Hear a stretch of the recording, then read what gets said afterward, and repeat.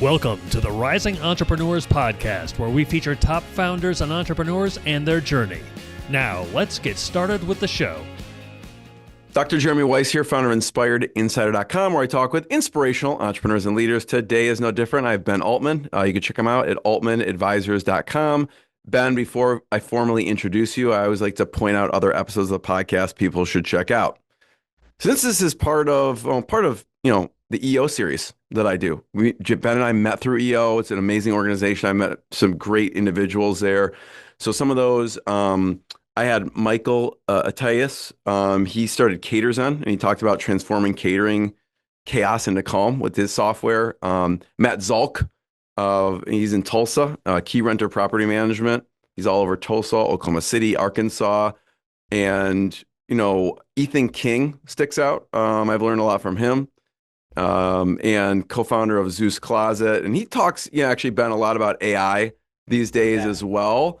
I know you have some EO members you've learned from. You have a book there. Why don't you talk about some of the EO people you've learned from? Yeah, for sure. Let's see here. I have one from an EO member, Abdevis, which is Essential AI. Essential AI. You're all in one quick start to using AI in business and the workplace. So I always like to read books from my friends. So that's like I have like a whole section on my back that's just like books that friends wrote, which I really love.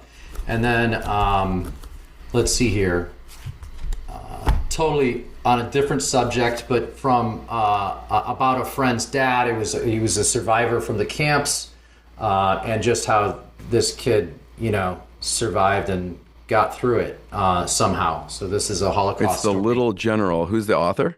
Yeah, it's Robert Becker. It's actually the kid, the child in the story, and it's really put together by my friend Liz Becker, her daughter. While we're on the book subject, right? I always geek out on books. You have another book there that you're loving right now. You want to talk about that? Sure. So this is the one that I'm really on. It's called The AI-Driven Leader. It's by Jeff Woods. He's made a career around using AI to help leadership teams specifically, and helping them sort out like goals and metrics like with AI, which is, I'm from the EOS world and we do it like manually. You know what I mean? So we do it, but we do it like by sitting for 9 hours together. So this supposedly makes it 90 minutes of just that. And it's a game changer, because what it does is the key is this. This is what really convinced me about this. If feedback is anonymous, it's better. Okay? Because it's more honest.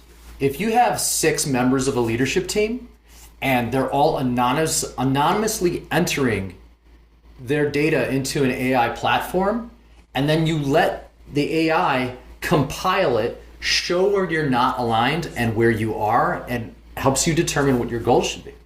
So super interesting way to use AI to be anonymous with what you're concerned about. So that's what I'm working on from Jeff Woods, who's a really inspirational guy in the AI space.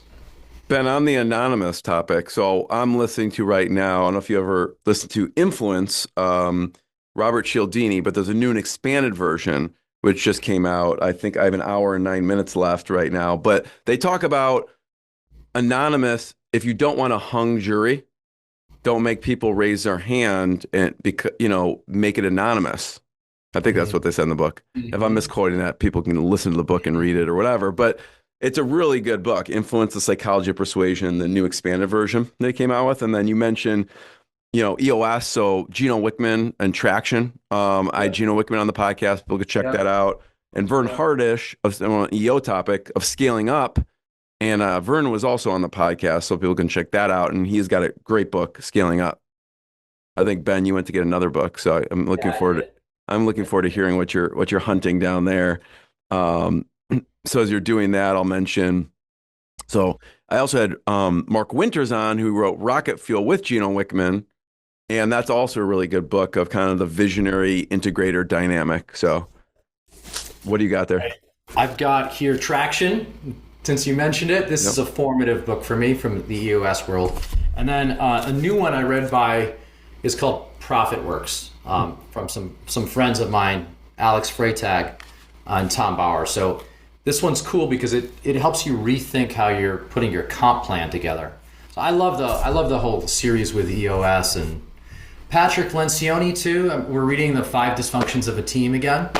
We have a couple new leadership team members, so we're rereading it and looking forward to that as well. I remember reading a long time ago, Death by Meeting by Patrick Lencioni. And the interesting part is I love his books because they're like shorter. I can finish them quicker. And they're easy to read. So anyways, we're going to launch into it. I just had to get your books on that note. And before I formally introduce Ben, this episode is brought to you by Rise 25. At Rise 25, we help businesses connect to their dream relationships and partnerships. We do that in a few ways. One, we're an easy button for a company to launch and run their podcast. We do the strategy, the accountability, the full execution and production behind the scenes. We're also an easy button for a company's corporate gifting. So we make gifting, staying top of mind for clients, partners, prospects. It could be even for staff from a culture perspective. Simple, easy, and affordable. Just give us the list of addresses. We do everything else. It's not like we send one-off gifts. We send 3 gifts a year for 4 to 5 years. Okay. Wow. So awesome. Not just one-off gifts. So we kind of call ourselves the magic elves that run in the background to help companies build amazing relationships because Ben, I mean, we know each other at this point. Like the number one thing in my life is relationships. I'm always looking at ways on how I can give to my best relationships. And I personally have found no better way over the past decade to profile the people and companies I admire and share with the world what they're working on. And 2, send them sweet treats in the mail. So you can go to rise25.com, email support@rise25.com to learn more. And I'm super excited. This has been a long time coming. Ben Altman combines a love for people with a passion for numbers, and he's actually the CEO and Chief Investment Officer of Altman Advisors, and it's a multi-family office he founded with his dad in 2016. He's also a member of YPO and EO. So Ben, thanks for joining me, and start us off with Altman Advisors and what you do. I'll pull up the website. Sure. So, Altman Advisors. First of all, we've been in business for 49 years. I was looking at this timeline here. On the Altman Advisors I'm like, oh my God, this keeps going back. I know. It's we 1958. Look at that. Yeah. My father studied with a guy named Milton Friedman, which it was his idol with, there's a famous book. I'm going to butcher it. Capital and Freedom or something like that. We'd have to look it up. I'll look it up as you're talking. Yeah, that's another good one. But he's an American economist. Is that one? Tell me another one. He's an economist. Is that? Yeah. Okay. He was a Nobel laureate from the University of Chicago. He's part of the reason UFC is so famous for their MBA school, and Nobel Prize winner. Basically, he's a free marketeer. You let the markets do what they want to do. That was the idea, and that really influenced my father. And let's see here if it says it. I'm looking. Capitalism and Freedom, it looks like. That's it. Yeah, Capitalism and Freedom. I said capital, right. Capitalism and Freedom, right. So, that was an influential book, and he ended up catching him because Milton was still working at UFC at the time. So it was just, some formative, influential things there. They also developed something called modern portfolio theory, which is really what we use. MPT is the acronym, but modern portfolio theory is the use of the markets to create, to choose where you want to be on what's called the efficient frontier. Have you heard that term before? The efficient frontier. I wish every person knew what this was. I mean, it's really something that we should be teaching in school, but we're not, like, to children. To this kind of like, but what it says is basically a bond is less risk than a stock, but if you combine 20% equities with 80% bonds, it's actually less risk than 100% bonds. Okay, that's interesting. And then as you are willing to accept more risk, you're able to get more returns, and you'll make more over time, depending on how extreme the risk is. If there's issues with that. If it's concentrated or you use leverage, it throws the whole thing out the window. You're going to be radically different and not predictable.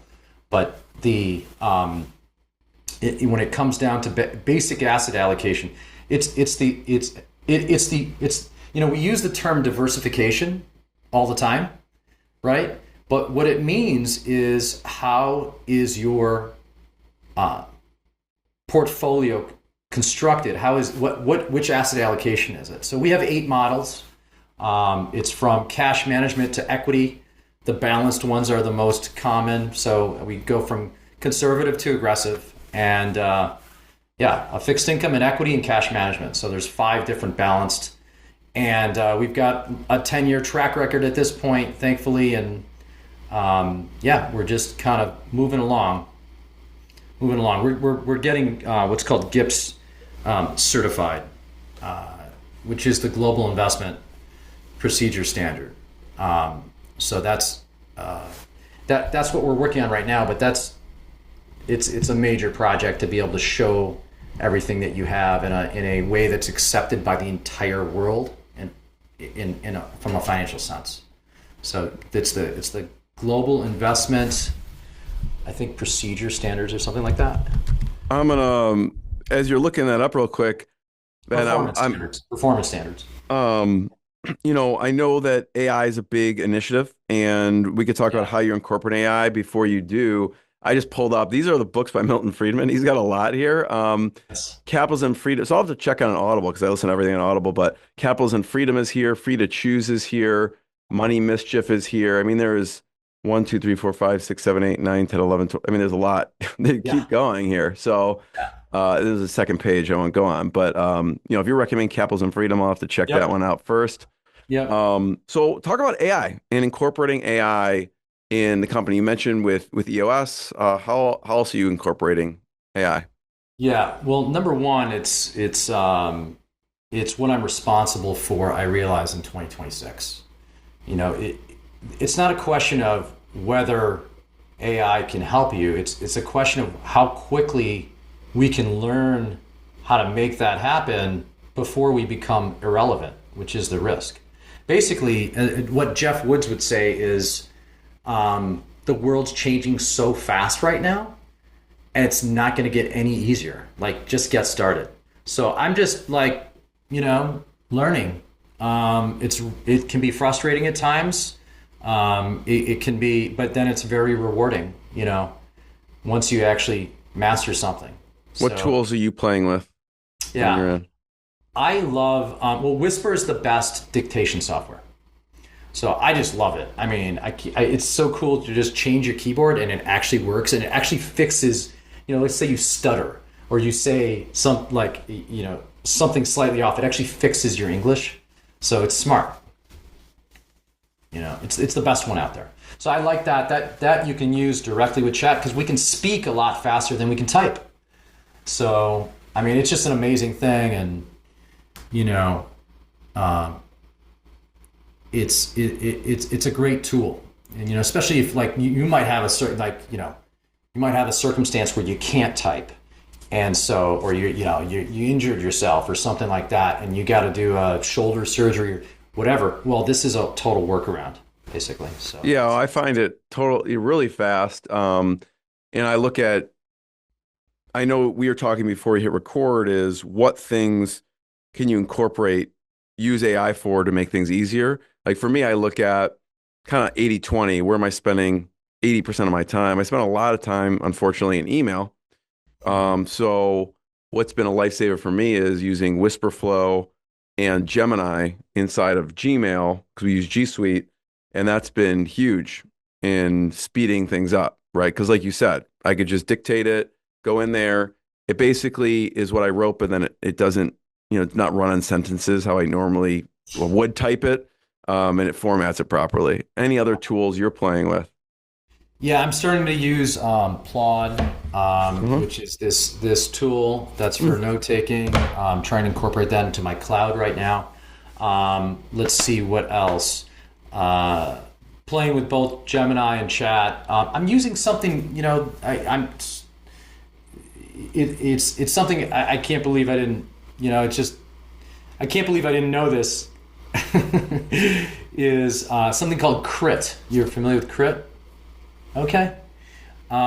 Context, role. What role do you want the AI chat to play?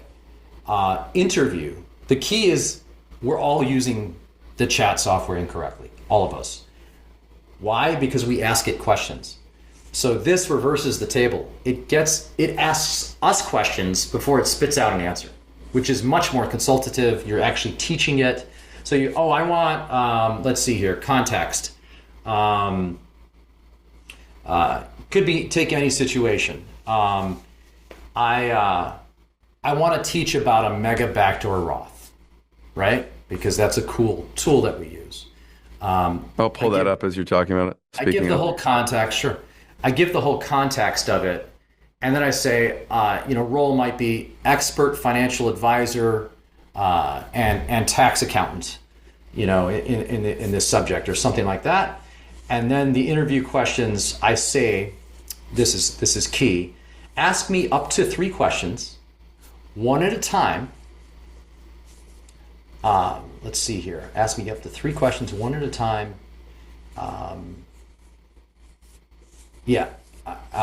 To gain a deeper understanding of the subject. So that's a standard line that I put in there. So 3 questions, one at a time to gain a deeper understanding. And then, let's see here, Crit. And then the task, what are you trying to accomplish? So you say, hey, I want to write a piece on the mega backdoor Roth and, help me formulate one. Or I want a script for a video that I'm making, So that's been a game changer. I'm glad that I think it's actually cool that you didn't know what it was, because No, I didn't. I'm pulling it up here as we're talking.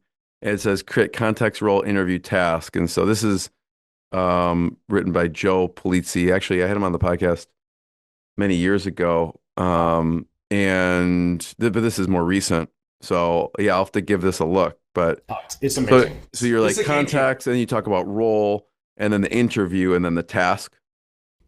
Yeah. So act as a strategy coach who helps creators uncover blind spots and identify leverage points others miss. That's a role. Yeah. He quotes Jeff Woods, by the way, in the author. Yep. Yep. Look at that.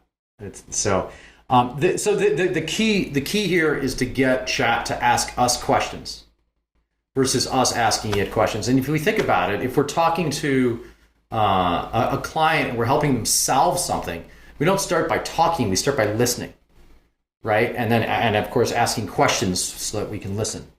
So it makes sense. I mean, it's how we operate. Why would we not do that in the AI space? This is a game changer for me. Yeah, Go ahead. No, I was going to say, I know you're thinking a lot about AI, but also about, you're very big on growth, but growth, kind of underlying growth, when I observe you, is relationships. Can you just talk about some of the ways that you think about and follow up and build relationships with people? Yeah. Let's see. Number 1, do what you say you're going to do. That all we have is our word, right? So if we do that repeatedly, we enhance our relationships. Another one I would take from EO and YPO is speaking from experience, which I didn't realize. Like, I was doing that. I thought it was controversial to say, hey, well, when I took out my home equity line and blah, blah, blah, like, I didn't know that was actually a technique that leads to longevity in relationships. Fact. okay, is, hey, in my experience versus you should do this. How annoying was it the last time somebody said, you should do this? Do you want to do it, or do you want to do the opposite, right? So it depends on our personalities, but most people don't respond to that well. And so when we are humble and we speak from experience, it leads to longevity. I would say also just what makes us unique, we have a 60-minute rapid response time and a 24-hour resolution. If not, we give an ETA that's agreed upon. And so that creates accountability. It creates a service expectation. And then we meet monthly with all of our clients. And so that it just becomes a pleasure, basically. So it's like running a doctor's office in a way. We're kind of financial doctors. So we have it like it's a tight appointment schedule. We've got 5 advisors at this point at Altman Advisors that are client facing. We've got 7 that are registered. And that's those are some of the tidbits. I think just knowing the details of people's lives too. I'm not a detailed person, but I'm detailed enough.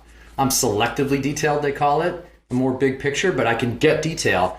And I'm kind of like a social analytical type. I'm a little bit of an odd bird in that way, because most times we're either analytical or we are a social type. I'm somewhere in the middle where I'm selectively social and I'm also selectively detailed or conforming. So because of that, I drive just the way I think. A funny trait, I'm 84% less patient than the general population. Okay, so how do you quantify that? Well, it's like 2 standard deviations, basically, but it's through Culture Index, which is something else that we use that has really taught us about ourselves.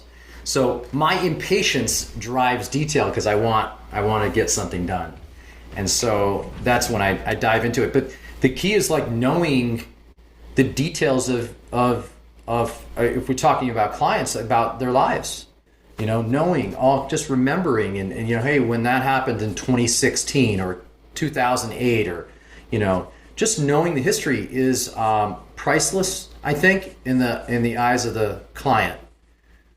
So I think those are some of them. I had a question, Ben. What sticks out to me is, working with family can be interesting. So I'd love to hear what it's like working with your dad and some of the lessons learned. Before you go into that, one thing you said reminded me, which is do what you say. And one of my favorite books is The 4 Agreements. And it's very short, so I try and listen to it every single year. But essentially, it's be impeccable with your word. Don't take anything personally. Don't make assumptions, and always do your best. And it's just a reminder for me. So thanks for that reminder. Let me hear those 4 again. Be impeccable with your word, which is kind of what you say. Like, do what you say you're going to do. Right. Don't take anything personally. That's a difficult one for me. I mean, like, it could be just driving the car and someone like cuts you off. Right. And it's like, oh, maybe they're just in a rush. Maybe their wife's pregnant. They're driving to the hospital. I don't know. Like, so. The other ones, don't make assumptions, right? No, we say you lose people with assumptions. Yeah. And then the last is always do your best, because the best could be different. The book, it makes me think, okay, like if I'm not feeling well that day, my best is going to be different than if I got a good night's sleep and everything like that. So it's just doing your best for that given moment or situation. Right. So, it's all that you can do. Yeah. I consider that like the one option. Basically is, okay, if our one option is to succeed, then we're going to do the best we can, and that's all we can do. That's you can't do more than that. And if you're in it to win it, which it is what happened when I started with my father. I knew that this was a long-term decision. I was 23, he was 63. We're 40 years apart, and I'll be 46 on Saturday.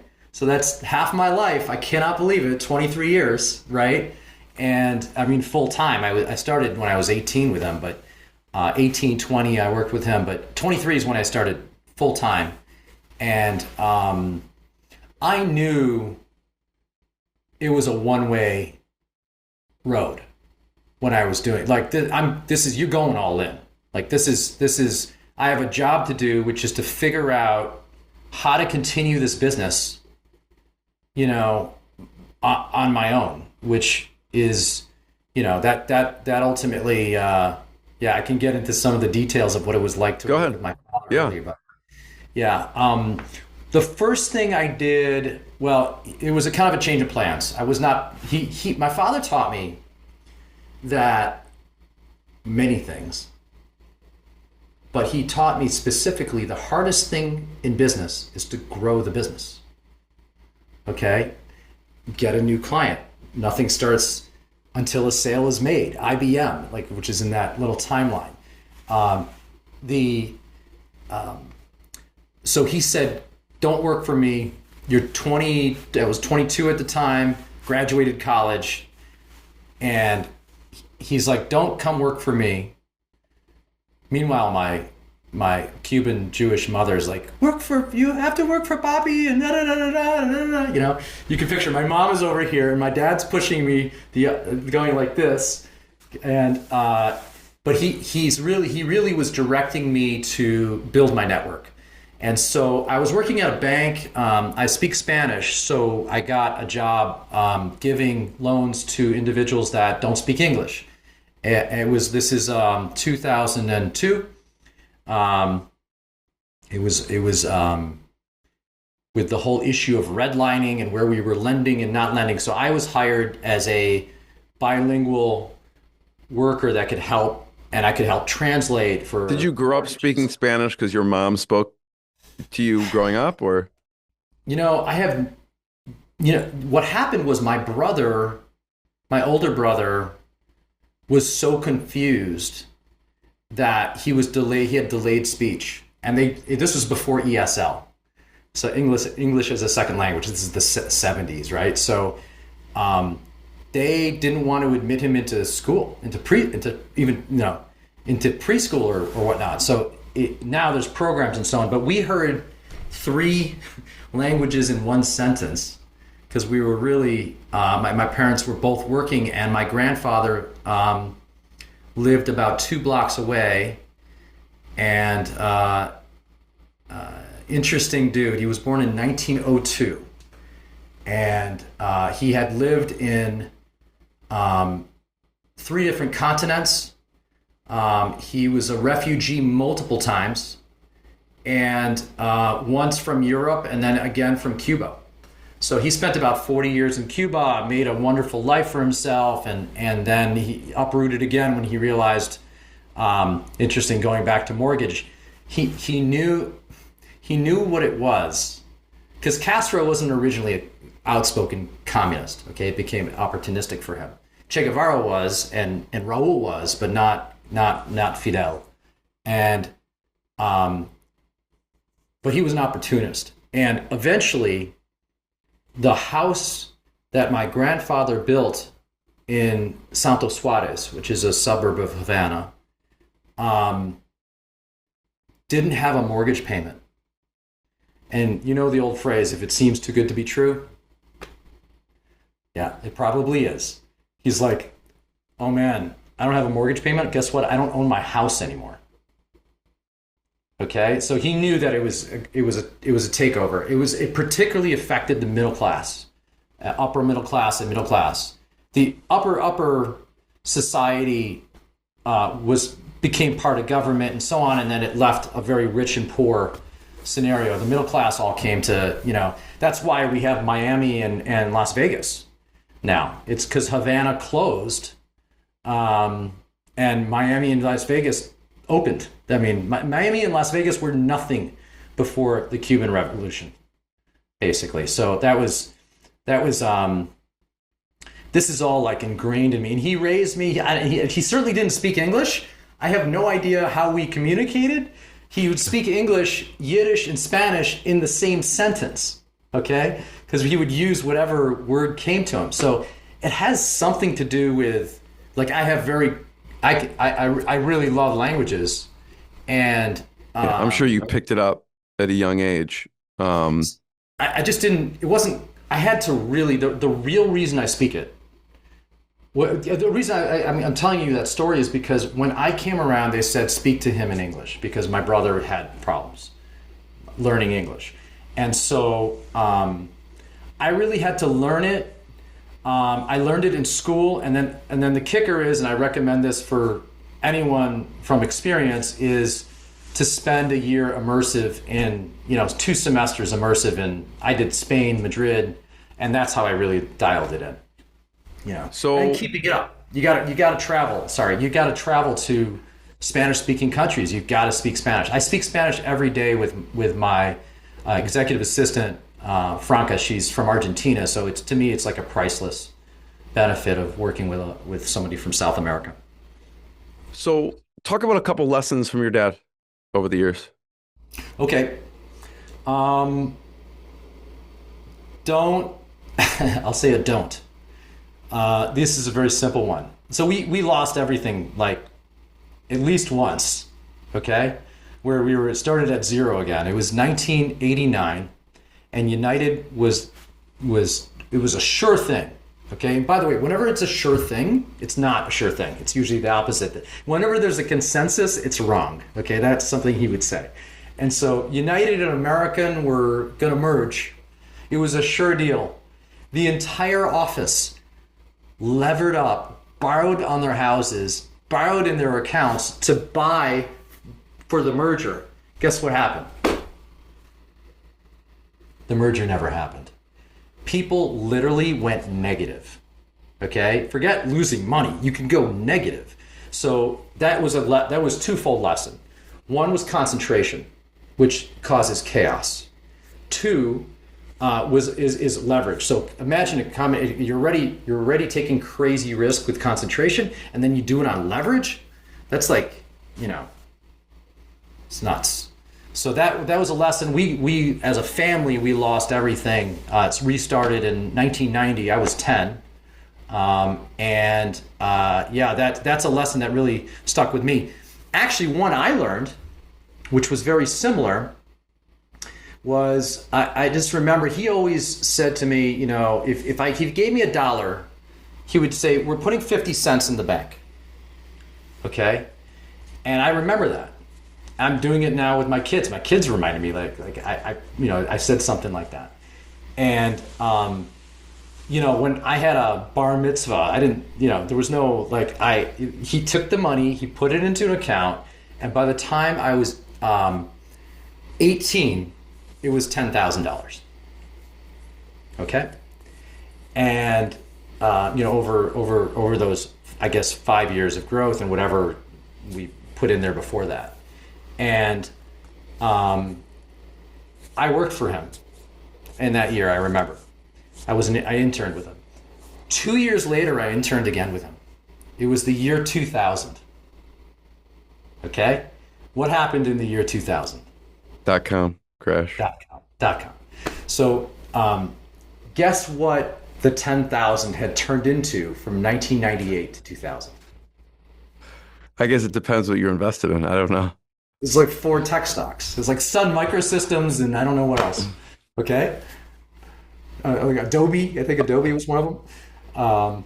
Maybe Microsoft. I remember Sun Microsystems. So I had 4 stocks, right? And now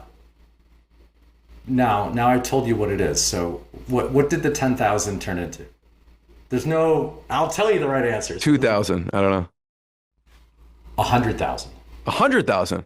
Yeah. I guess certain tech stocks went down. Those ones went up. I haven't gotten to the down part yet. I'm going to tell you what it eventually got to. So from 98 to the year 2000, it went from $10,000 to $100,000. Okay? 10x.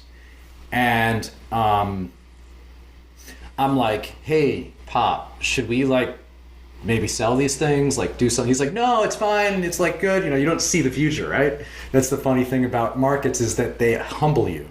And you have to go through bear markets to understand the market. In fact, we say you have to go through 2 bear markets to understand the market. Otherwise, you really don't understand the market. You got to go through bear markets. So that's when you test and you learn. And so, that was my first experience with a dramatic, deep, bear market. The NASDAQ was down 60%.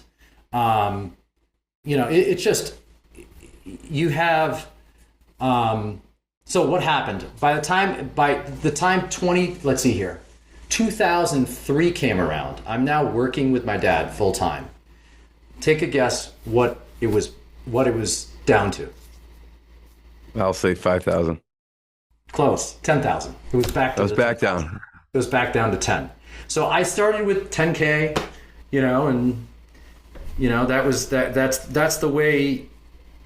And I appreciate how he raised me. He wanted me to be hungry, and so he wanted to limit what I would have, and he didn't pay me much. I think I was making $35,000 a year or something like that, and I was just working. And the funny thing is, we talk about my father a lot, but my mother was really an even bigger influence to me in business initially. She was a licensed clinical social worker for like 50 years.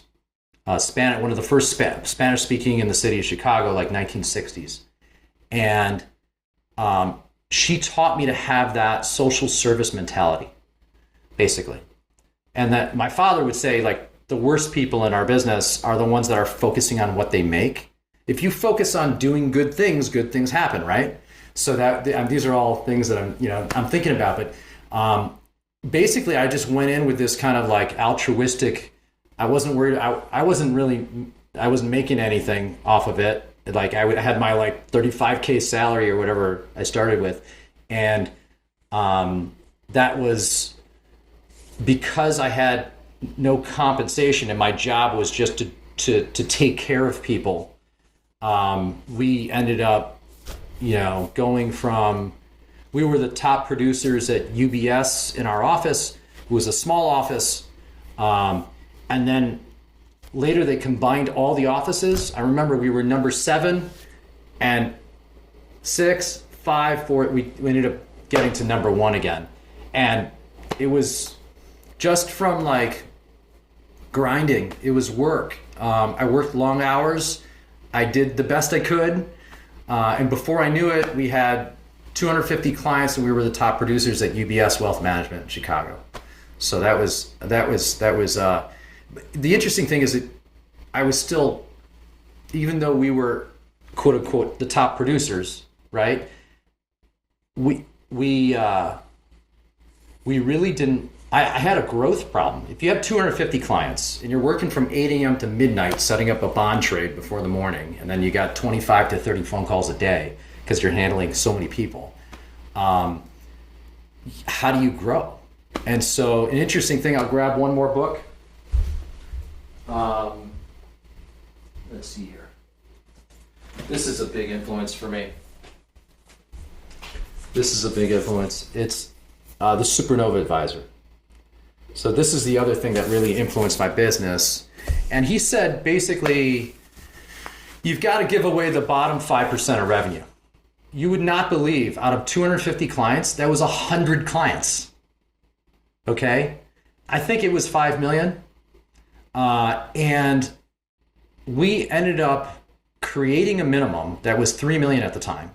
And we got 3 $5 million deposits after giving away 5. How could you give away 5 million with 100 people? One client replaced it. And then I did it 2 more times. And the reason I did it is because of Supernova. Supernova told me, meet monthly with your people 2 times in person anywhere in the country. And so that's what I did. And I've been doing it since 2015. I'm now in my 11th year of this. It is unbelievable. I've taught it to the team. We run it like clockwork. And it changes your business from being a reactive business, which is most businesses, to a proactive business where you actually have a life and you might have some time to market selfishly. You have a structured life and then you have some off time. Well, guess what? You got to grow too. That's another thing that we think about. We would say if you're not growing, you're dying. Okay? There's like two directions. There's no like, hey, I'm just gonna coast. If you're coasting, you're going down. So it's that mentality was. Thanks for listening to the Rising Entrepreneurs Podcast. This episode is powered by Rise 25. Please subscribe and check out future episodes.